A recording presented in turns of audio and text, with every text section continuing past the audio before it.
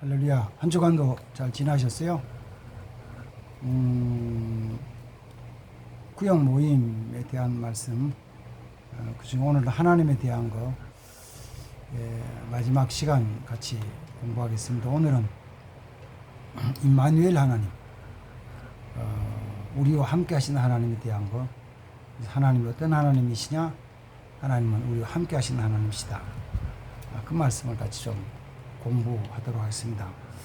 일단 성경은 출애굽기 3장 11절 12절 2절 보겠습니다.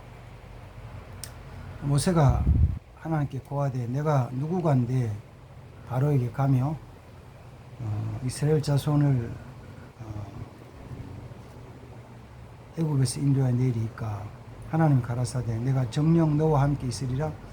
내가 백성을 애굽에서 인도하여 낸 후에 너희가 이 산에서 하나님을 섬기리니 이것이 내가 너희를 보낸 증거니라. 아멘. 그 성경 전체에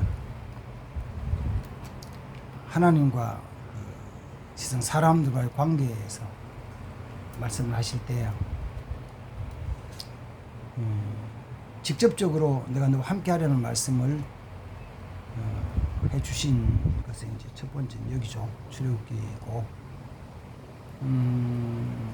그 전에는 이제 하나님 처음 아담 창조하시고 에덴 동산에 살게 하실 때 하나님이 아담을 이끌어서 에덴 동산에 생활하게 하셨다. 이끌어 가셨다는 거죠. 하와도 이끌어서 아담에게로 인도해 왔습니다. 그 다음에는 이제 그 아담의 그 자손 중에서 에녹, 하나님이 에녹과 함께 동행을 하셨죠. 300년 동안 에녹은 하나님과 동행했더라고. 창세기 5장 22절 이하 22절 24절 말씀하죠. 또 그 뒤에는 이제 에녹의 그 증손자 되는 노아에게 노아와 동행하였더라 이렇게 말씀을 하시고 하나님이 함께 하신 것을 쭉 말합니다. 그래서 하나님이 함께 생활하는 것의 첫 번째는 에덴 동산에 있던 아담과 하와인데 그렇게 하나님이 아담과 하와와 함께 계실 때 그것이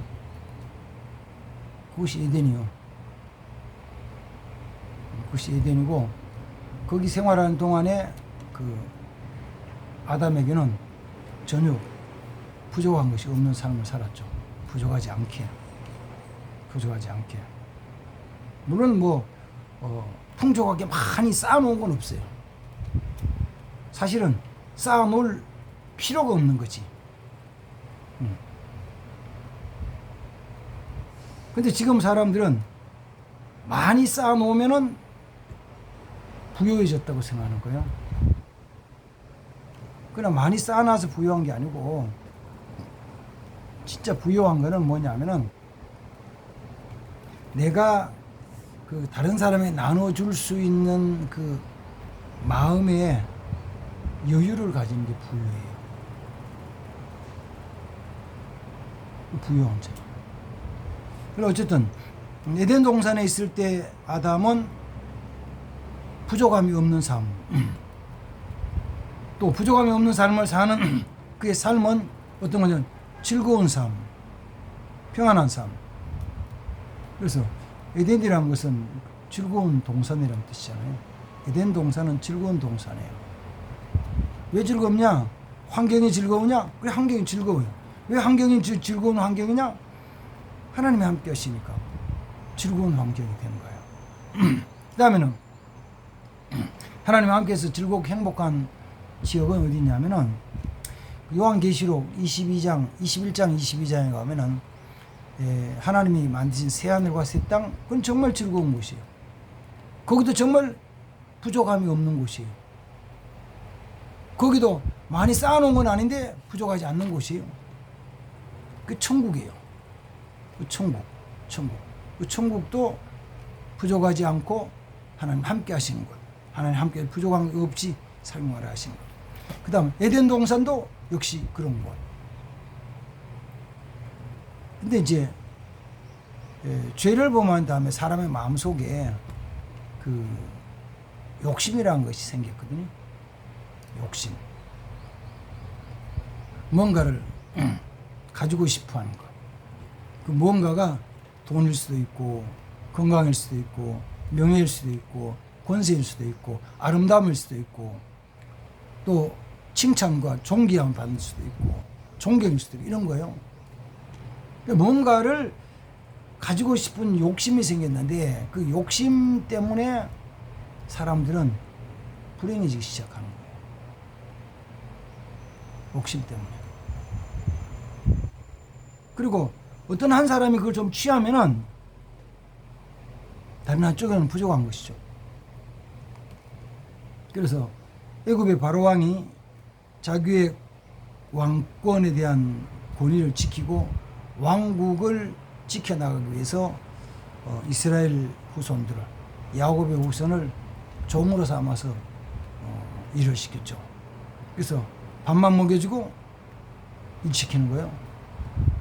그러니까 일은 시키는 대로 하고 주는 대로 먹고 사는 거예요.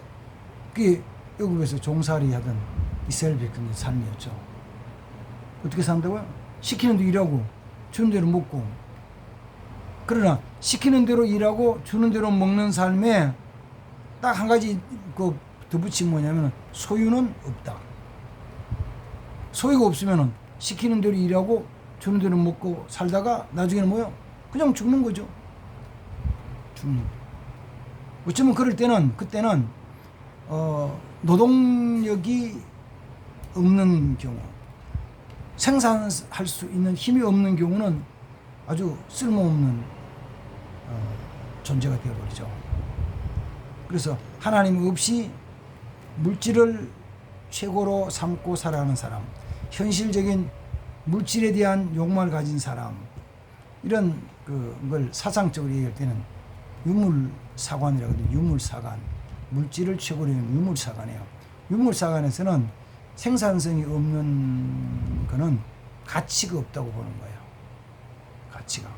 그래서 나이 많아서 일할 수 있는 능력이 없으면 가치가 떨어지는 거예요. 없는 거예요. 나이 많지는 않지만은 몸에 장애가 있어가지고 일을 할 수 없어. 생활할 수 없으면 이거는 아무 가치가 없는 거예요.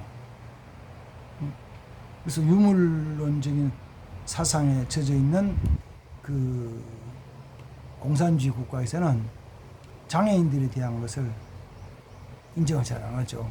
장애인들의 인권 뭐 이런 거 없어요.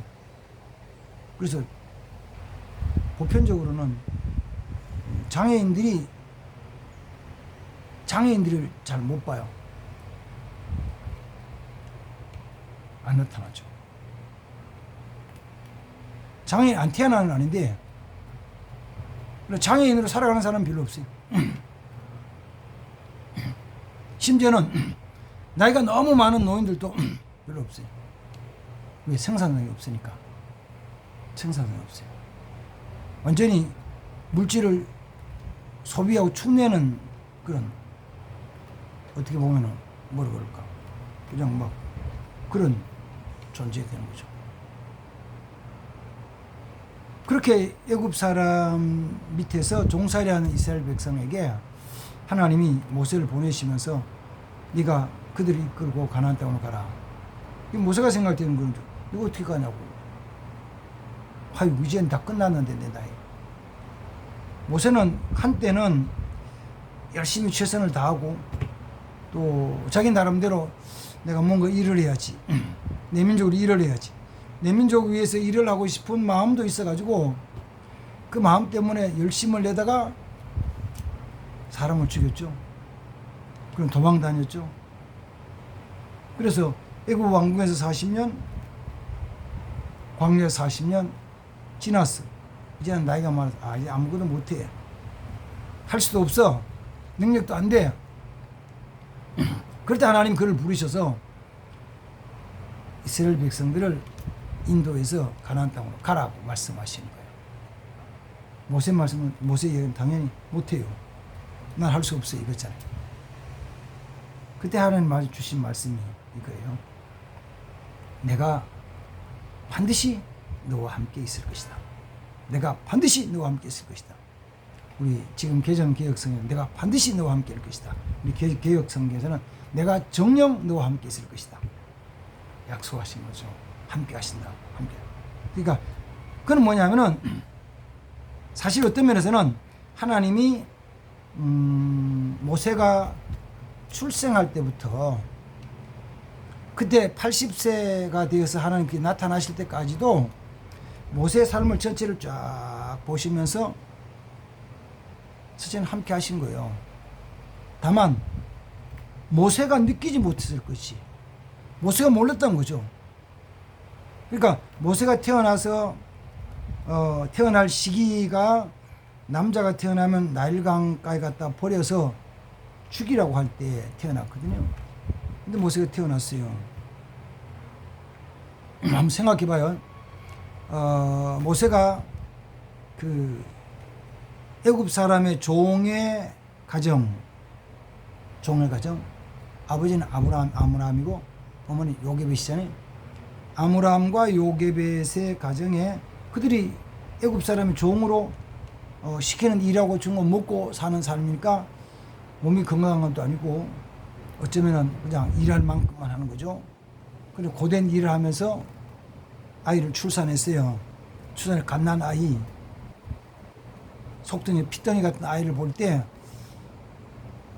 얼마나 예쁘게 느껴졌을까, 이쁠까, 예쁘면 얼마나 이쁠까. 그거는 뭐 큰 의미가 없어요. 그런데 하나님이 은혜를 주셔서 이 모세를 이 요게벳과 아므람이 너무 이쁘게 보는 거예요. 그래서 3개월을 길렀어요.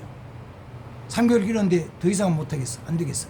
그래서 갈대 상자를 만들어서 아기를 그 갈대 상자에 담아서 나일강까지 갖다 놓거든요. 그때 마침 바로왕의 공주가 목욕하러 강가에 나왔다. 왜 바로왕의 공주가 나일강에 와서 목욕을 해요? 왕궁에 목욕시설이 없어요? 당연히 있지. 근데 왜 나일강에 오냐고. 와서는 그 강가에 버려진 아이를 데려가는데 그건 모세잖아요. 그게 우연인 거요? 아니면 누가 계획한 거요? 하나님이 그걸 살피시고 함께 하시는 거거든요. 근데 모세는 몰랐어요. 모세가 애굽 왕궁에서 교육받을 때도 성장할 때 다 몰랐어요. 모세는 몰랐어요. 그러니까 모세가 하나님 만난 것은 언제냐면은 이 출애굽기 3장 1절이하에서 떨기나무 불꽃 가운데 임하신 여호와 하나님의 임재를 느끼는 거예요. 깨닫는 거예요. 그때 하나님 그를 부르시는 거죠. 부르셔서 내가 너와 함께하리라. 내가 너와 함께하리라. 내가 너와 함께하리라. 그 하나님, 함께하신 하나님. 하나님 함께 하시면은 바뀌어요. 아름다워져요. 하나님 함께 하시면 아름다워져요. 하나님 함께 하시면. 근데 하나님은 아브라함에게 함께 하신다 그러고 하나님은 모세에게 함께 하신다 그러고 그 뒤에도 보면은 누구에게 함께 하신다 그러냐면은 이 나중에 이 여호수아에게도 똑같은 말씀, 여호수아 1장에도 똑같이 말씀하시거든요. 내가 어디 가든지 함께 할 것이다. 그 다음에는 여호수아와 가나안 땅에 들어간 이스라엘 백성들 사사 시대도 가장 약한 기드온에게 내가 너와 함께 할 거니까 너는 가서 미디안을 쳐서 무찔러라. 다윗은 고백하기를 여호와께서 나와 함께 하시기에 내가 여호와의 이름으로 골리앗을 이깁니다. 여호와께서 함께 하시면은 아름답게 해주시고 승리하게 해주시고 능력을 나타내게 해주시는 거예요. 근데 그는 함께 하신다는 것을 깨닫고 믿음으로 전진할 때요. 이건 굉장히 중요한 거예요. 자, 이제 조금 전에 얘기했던 대로 잘 봐요. 하나님이 모세와 언제 함께 하셨느냐? 떨기나무 불꽃 가운데 임재하신 하나님이 그때부터 모세야 너와 함께 할 것이다 라고 하신 것일까? 그전에도 함께 하셨을까? 보면 그전에도 함께 하신 거죠. 깨닫지 못한 거예요. 그래서 저는 이걸 말씀을 이렇게 생각하는 거죠. 우리도 마찬가지예요. 내가 예수 믿은 다음에는 말씀대로 잘 지키고 또 가끔가다 선한 일도 좀 하고 또 교회 봉사도 좀 하고 다른 사람에 해를 끼치지 않고 죄 짓지 않고 정말 신실하게 말씀을 잘 지켜 살면은 그럼 진짜 하나님 함께 하시죠. 그렇죠? 하나님 함께 하시지.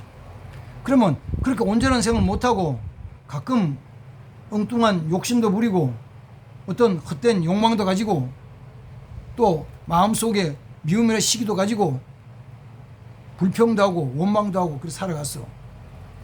그러면 그러다가 주일날 교회 와가 주여 잘못했습니다 빌고 기도했어. 그러면 그런 삶에는 하나님 함께 하시까 안 하실까요? 사실은 그때도 함께 하시죠. 하나님 함께 하시는 거예요.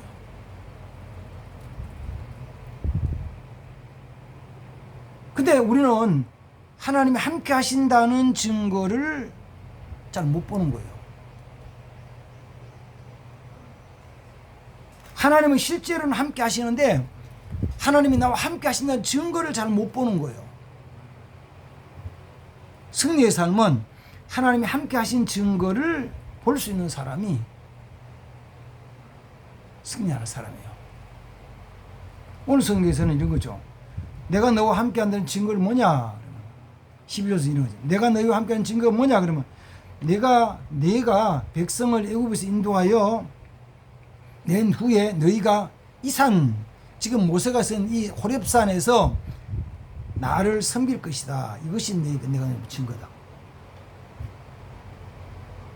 하나님이 함께 하는 증거 첫 번째는 예배 드리는 거예요. 예배. 하나님 섬기는 거, 예배 드리는 거. 하나님 함께 하신 증거예요. 우리는 내 눈에 보이지 않지만 예배 가운데 예배 드릴 때 예배 드리는 사람들 심령 속 성도 속에 하나님 함께 하심을 믿는 거죠. 그 증거가 뭔데? 하나님 말씀에 아멘 하는 거요. 하나님 말씀에 아멘 할 수 있는 거요. 예배가 하나님 섬김이 함께 하시는 증거다. 이거는 꼭 믿으세요. 내 마음에 하나님께서 예배 드려야지. 하나님 찬양해야지. 그 마음이 일어나서 막 달려왔어요.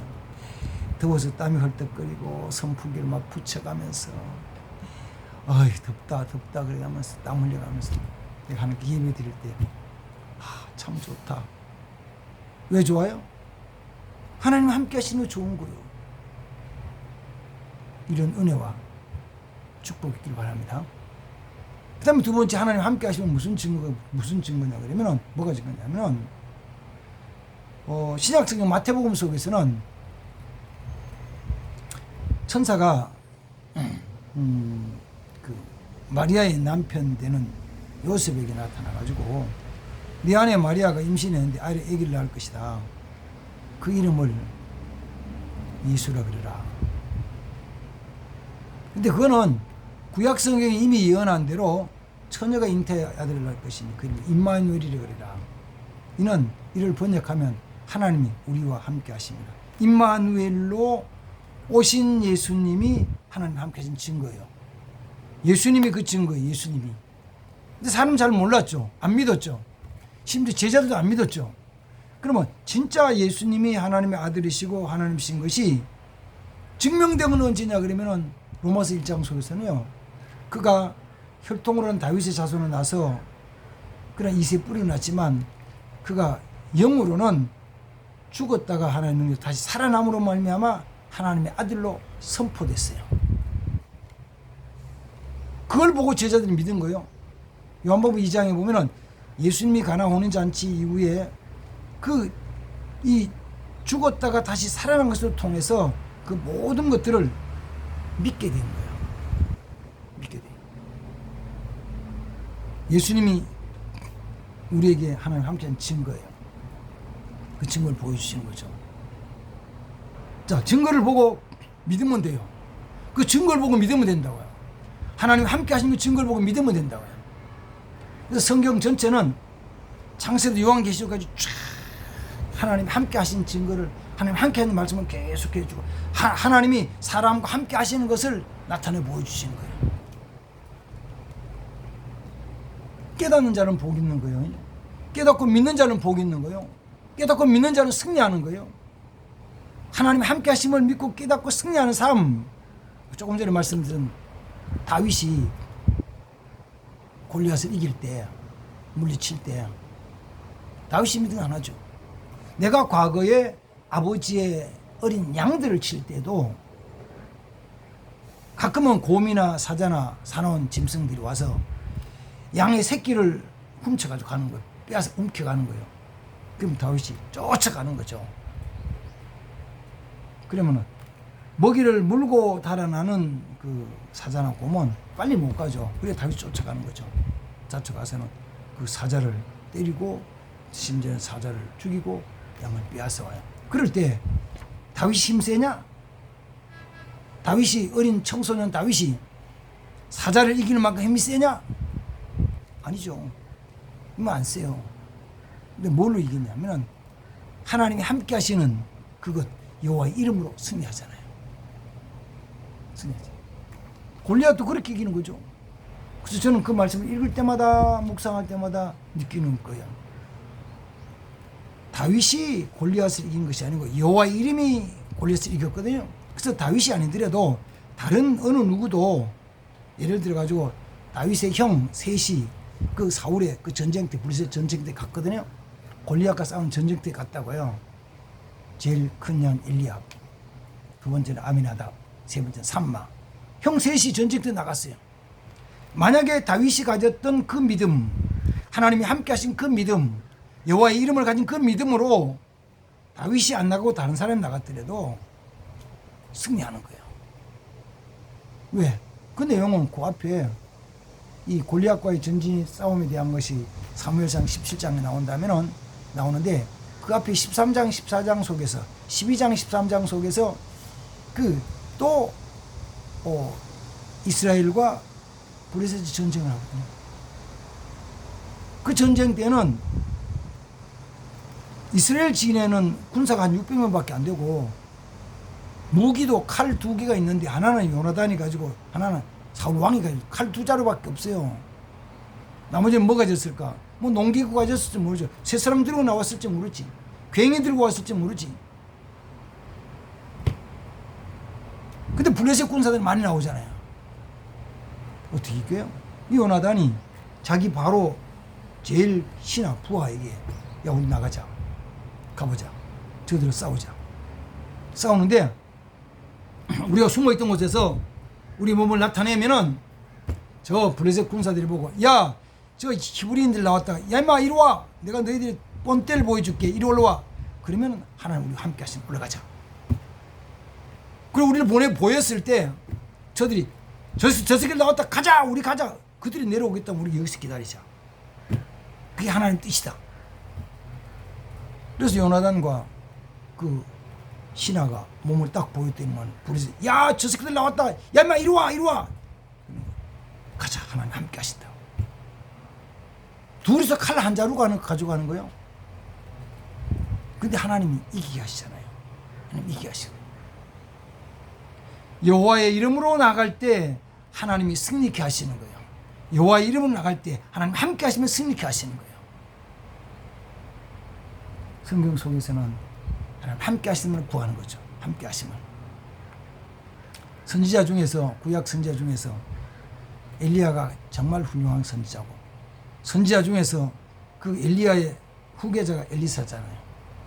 엘리야가 하늘로 승천하신 한 후에 엘리사는 엘리야의 겉옷을 들고 자기 겉옷을 들고 요단강을 물을 치면서 외치기 이거예요. 엘리야의 하나님 어디 계시나이까? 엘리야의 하나님 어디 계시나이까? 물을 치니까 물이 갈라졌더라. 엘리야의 하나님 함께 계시다. 나는 그와 함께 하시는 거예요. 그래서 선지 성도들이 엘리야의 하나님이 영이 엘리사에게 임하여서 함께 하는구나 깨달았잖아요. 하나님이 함께 하시면 승리해요. 근데 그 하나님이 내가 너희와 세상 끝날까지 함께 하리라 약속하신 거예요. 믿자고요. 믿어요. 믿고 그 이름으로 승리하는 삶을 같이 사는 삶이 되기를 부탁드립니다. 네. 하나님이 함께 하신다는 것을 내가 믿고 고백하면 돼요. 시인하면 돼요. 그럼 하나님 역사하세요. 하나님 역사하심이 승리가 있기를 주님의 이름으로 축복합니다. 아멘. 이 말씀 같이 나누시고 정말 믿고 나가는 우리 구역 식구들 다 되길 바랍니다. 성도되길 바랍니다. 기도할게요. 하나님, 우리 하나님은 함께 하신 하나님이신데 나는 잘 깨닫지 못했지만 지금까지 함께 하셨습니다. 오늘도 함께 하십니다. 우리 환경이 어떻든지 내가 가진 조건이 어떻든지 그 하나님이 나와 함께 하셔서 나로 하여금 승리하게 하시며 나로 하여금 영광 돌리게 하시며 나로 하여금 주께 감사하게 하시는 것 정말 감사합니다. 이번 한 주간도 구역 예배를 통해서도 구역 모임을 통해서도 하나님 함께 하심을 확인하며 증거하며 나아가게 하옵소서. 예수님의 이름으로 기도합니다. 아멘. 할렐루야. 구역 모임 그렇게 가지고 똑같이 교제하시기 바랍니다. 감사합니다.